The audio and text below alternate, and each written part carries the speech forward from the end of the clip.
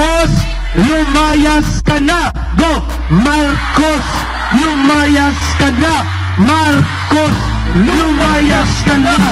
Marcos, lumayas ka na. Marcos, lumayas ka na. Karapatan at tungkulin ng bawat matino at nagmamahal na Pilipino ang tungkuling ayusin ang gobyerno at ang ating bayan. Yan ay hindi rebellion. Yan ay hindi destabilisasyon. Yan ang tinatawag na tungkulin ng mabuting mamamayan. Ano po ang pinakasentro ng problema ng bansang Pilipinas? Isang salita lang. Kung bakit tayo naririto, kahit sa Hong Kong at kahit saan mang sulok ng dig, lumalawak ang pagkilos ng mamamayang Pilipino sapagkat may problema ang gobyerno ng ating bansa. Governance is the real problem. At anong uri ng problema mayroon tayo sa gobyerno ng Pilipinas? Problema ng tinatawag na failure of leadership. Thumbs down signal, bagsak ang gobyernong umiiral sa ating bansa sabay-sabay. Bagsak ang gobyerno ni Marcos Jr. at siya ang dahilan kung bakit lumalala ang krisis ng bansa natin. Thumbs down sign, resign, alis, umalis, lumayas. Yan ang dapat mangyari at doon patungo ang daloy ng napipintong pagsambulat ng galit ng mamamayang Pilipino kung hindi siya aalis sa bansa at hindi umalis sa kanyang kapit sa kapangyarihan. Taong bayan ang magbibigay ng hatol at katarungan ang sisingil sa kanya. Hustisya! Hustisya! Hustisya! Hustisya! Hustisya! Hustisya! Hustisya! Bakit? Bakit may failure of governance? Bakit? Sapagkat hindi si Marcos Jr. na siyang ibinoto ng mamamayang Pilipino noong eleksyon ang nagpapatakbo sa gobyerno sa Pilipinas. Ang nagpapatakbo ng gobyerno sa Pilipinas ay ang kanyang asawa na pakialamera at walang mandato. Walang pananagutan, ang kapal na mukha upang umakto bilang Pangulo na hindi naman inihalal ng bansa. Kapal ng mukha! Kapal ng mukha! Kapal ng mukha! Kapal ng mukha! Kapal ng mukha! Pangalawa, hindi lamang ang asawa ni Marcos Jr. ang siyang tunay na nakikialam at nagbibigay problema sa ang gobyerno ng Pilipinas. Pakialamero din po ang kanyang pinsan na ang pangalan ay si Tambaluslos. Ang pangalan po niya ay Tambayuda. Tambaluslos na manloloko pa sa ayuda.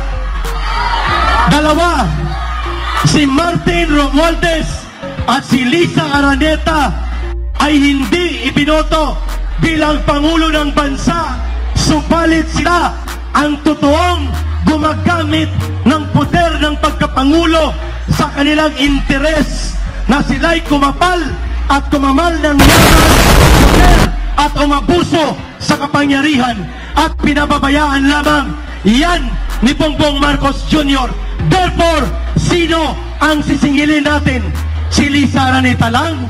Si Martin Romualdez lang? Hindi! Ang dapat sentro ng paninigil ng mamamayang Pilipino ay mismo kay Marcos Jr. Tama? Hindi mo pera yan! Hindi mo pera yan! Hindi mo pera yan! Hindi nyo pera yan! Hindi nyo pera yan! Hindi nyo pera yan! Ano ang epekto? Iho nyo muna ang inyong mga gutom at pa-picture taking papunta kami sa inyo maya-maya lang. 2 minutes, 2 minutes. 2 minutes po. Ano ang epekto ng failure of governance sa Pilipinas sa inyong mga OFW? Sa atin, una, dahil wala sa matino na pag-iisip ang Marcos government at dinidiktahan at inaabuso ang kanyang gobyerno, ang ating bansa ay napipintong mabubulit sa digmaan na siyang ikalulugbok at ikamamatay ng milyong-milyong Pilipino at mga inyasyon ang nagsasuffer nito. Dahil sa failure of governance, binubulit tayo papunta sa digmaan na hindi dapat maganap.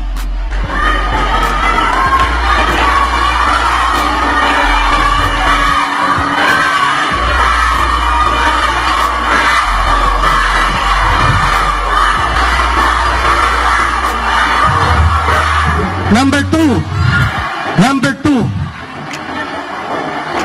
dahil sa failure of governance, hindi lamang digmaan ang pinupuntahan natin na sinususulan ng Amerika o ng Estados Unidos at ginagamit ito ni Marcos ang kanilang mga nakaw na yaman at makakuha ng pabor sa Amerika. Nagaganap din sa Pilipinas ngayon ang matinding panggigipit ng mamamayan sa pagpapahayag at pati na karapatan sa pananampalataya. Kung kaya una nilang ginawan ng iligal na hakbang ang pagpapasarado ng iligal sa SMNI na siyang nagmamahal at nagbibigay ng impormasyon na tama sa ating kababayan. Hindi pa sila nakontento, mga kababayan, mga kapatid, hindi pa sila nakontento. Ipinadala pa ni Bongbong Marcos Jr., ni Benhur Abalus, ni General Marbil ang mahigit kumulang 2 batalyon ng Special Akyat Force, Special Attack Force ng PNP para yusufin ang Kingdom of Jesus Christ Worship Compound upang saktan ang mga kabataan, kababaihan at pati na mga church workers na walang armas at inosenteng mga sibilyan. Nangyayari lang yan in the last 45 years na pag-iral ng Kingdom of Jesus Christ kay Marcos Jr. lang yan naganap. Di po ba tama? Hustisya! Hustisya! Hustisya! Hustisya! Hustisya! Hustisya! Hustisya! Kasabay ng paglusob sa Kingdom of Jesus Christ, inilalagay at mga bakho sa lahat ng Freedom Park sa Pilipinas, kaya walang tuwang ang napayapang pagtitipon at paghahayag ng mga mamamayan. Hindi ginawa ng tatay niya na barikadahan ng bulldozer at mga bakho at traktura ang mga Freedom Park. Pero dito kay Marcos Jr., ang kapal ng mukha nila, hindi nila kayang panindigan na biglang magdeklara ng martial law, and yet traktura at mga bulldozer hinaharang para hindi makapagtipon sa public park at public assembly ang mamamayan. Terrible. Maisip! Maisip! Maisip! Maisip! Maisip! Panghuli, I will reserve the rest to my true partner in the journey of fight through information kay Dr. Lorraine Badoy. Ang totoong partner ko sa laban kasamang bayan, ang totoong partner ko sa Pilipinas nating mahal, at sana po'y magbabalik na siya sa programa ng Pilipinas nating mahal next week. Next week, Panghuli po. Dahil sa failure of leadership and problem of governance, 4 na milyong Pilipino ang walang trabaho sa Pilipinas. Kaya kayo nandito, kagaya ninyo. More than 200,000 Filipinos are sacrificing their lives away from their family in Hong Kong, in Macau, in China, in Saudi Arabia. Milyon ang Pilipino sa loob ng Pilipinas dahil bulok at manlolokong gobyerno mayroon tayo. Mahigit 4 na milyong Pilipino wala o kulang sa trabaho. 2 milyong Pilipinong pamilya ang nagugutom araw-araw sa Metro Manila at sa buong Pilipinas. 3.7 million Filipino families ang nagugutom araw-araw.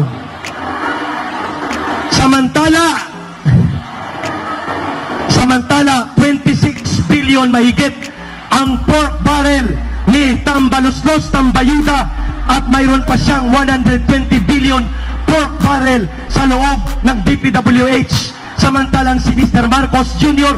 ay mayroong 13 billion pesos na mga confidential fund. Bilyon-bilyon ang pondo ng gobyerno, pati na ang 500 billion na pondo ng Maharlika Fund hindi na makikita. Papayagan pa ba natin ito? Anong panawagan natin? Ayan po, at ating napakinggan si Jeffrey K. Eric Celis dyan po sa Hong Kong. At ito naman, okay, akala ko susunod na. Okay, mamaya mga kapartner, magbibigay pa tayo ng karagdagang update ukol nga po dito sa pagtutok po ng buong pwersa ng SMNI kaugnay nga dito sa National Day of Protest mga kapartner, no? Kung saan ay meron pong mga activities or meron pong mga rally din na gagawin dyan po sa Davao City, sa Mindanao area, dyan din po sa Cebu, meron din po dyan sa Quezon City mga kapartners, kung saan ilan din po ang magbibigay ng mga speeches mula sa mga personality, at dyan din po sa Tacloban kung saan mismong si dating Pangulong Rodrigo Duterte ang mangunguna po doon mga kapartner. So nabanggit yung ni Ka Eric, yung isa sa mga hindi makakalimutan, hindi lang ng mga members, missionaries ng Kingdom of Jesus Christ, kundi ng mga Pilipino na nagmamahal sa bayan at rumirespeto sa karapatang pantao. Yun pong nangyari noong June 10, 2024 mga kapartner, mga more or less nasa 2 linggo na ang nakararaan or magtatatlong linggo na, kung saan nilusob po ng mga armadong naka-full battle gear ng mga PNP Special Action Force yung mga religious compounds ng Kingdom of Jesus Christ po mga kapartner. Kaya tinawag siyang a day, no, of infamy. Kumbaga kasuklam-suklam yung pangyayari at kumbaga tumatak, no, yung mga makukonsidera natin kasi malimit lang nating naririnig yung sinasabing mga pang-aabuso doon sa mga makakaliwang grupo, at tumutulong tayo sa Philippine National Police, sa Armed Forces of the Philippines para mapanumbalik yung kanilang imahe na dinudungisan nitong mga makakaliwang grupo nga ito. At pero ito yung nangyayari first hand natin na na-experience mismo ito, no, sa kabila po na ang kanila pong sinalakay isang religious organization po, no. Mali po yung pagpapatupad ng kanilang arrest warrant, hindi naman po search warrant yung kanilang in-implement ukol dyan. And makita nyo naman po yung mga nakasibilyan, mga misyonaryo po yan, may mga kababaihan at kabataan. Tingnan nyo po kung hindi po ba yan overkill. Napakarami po na mga police, Special Action Force, naka-helmet, naka-bulletproof, dala-dala yung matataas na kalibre ng armas, meron pang kalasag, meron pang sniper rifle na nakita doon. Tapos ang sumalubong lang sa kanila ay ang mga misyonaryo, mga sibilyan, na ang pahayag naman, bakit ganito ang pangyayari? Bakit hindi kayo nakipag-coordinate? Ilang beses na po na nagkaroon ng pagsisiyasat dyan po sa lugar na yan, naging matiwasay naman sa nakalipas. Bakit kailangan na humantong sa ganitong paraan? Batay nga sa ating panayam kay Attorney Israelito Torion, partner Ina, Kasi ano na siya nakarating, mga pasado alas 6 na yata, nung nakausap niya yung isang abogado ng PNP-CIDG, natanong niya kung tama ba ang implementation nitong arrest warrant.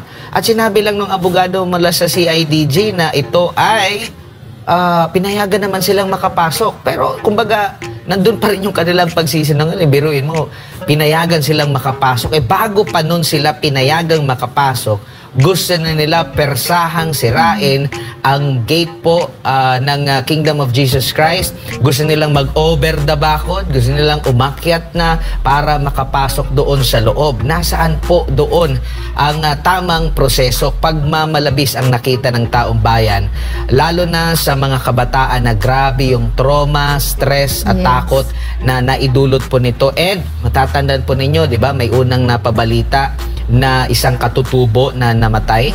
Ngayon po ay umabot na sa, nadagdagan pa ito ng isa kasi grabe yung trauma. Dahil pati yung bahay or mga komunidad ng IP outside na ng Kingdom of Jesus Christ Religious Compound sinalakay at hinalughog din po nitong mga armadong mga pulis na ito, partner Ina. Oo, at ang nakakabahala pa dyan, partner Admar, ay itong pananahimik ni Pangulong Bongbong Marcos, no, sa nangyari. Ibig sabihin na nito, talagang lantaran din niyang hinahayaan ang ganitong pang-aabuso sa karapatan, no, ng ating mga kapatid dyan sa Kingdom of Jesus Christ, no, tayo na kasama, no, dito sa pakikipaglaban, no, so in support, no, to our government, lalo na dito sa mga kaaway ng Estado. And yet, parang naging baliktad ang ng sitwasyon dahil nabanggit mo ang mga kaliwang grupo. Kasi before, ang propaganda, maririnig natin, militarisasyon, pang-aabuso ng mga pulis, yun ay alam clearly, propaganda. Dahil ang mga kinakalaban ng mga pulis noon, ng mga nating kasundaluhan, ay mga kilalang kalaban ng ating, ng ating bansa, ang mga NPA, ang mga teroristang grupo, 'di ba? Ang mga drug addicts, yan talaga yung mga clearly ay walang magandang naidudulot sa ating kalagayan. Pero ngayon, ito mga harmless po ang Kingdom of Jesus Christ, harmless po si pastor. Lahat po ng mga ito ay mga misyonary po ng simbahan. And yet, pinakita po nila, no, fully, 'di ba? Full armed sila. Kitang-kita na pupunta ba kayo ng gera? Pero pagdating sa West Philippines, ilan lang pinadala ninyo? Ang tapang ninyo. Bakit pagdating dito kay pastor at dito sa Kingdom of Jesus, ay nagiging ang inyong pagtrato? Yun po ang malaking tanong. Bakit po sa madaling araw nyo gagawin sabay-sabay na paglusog?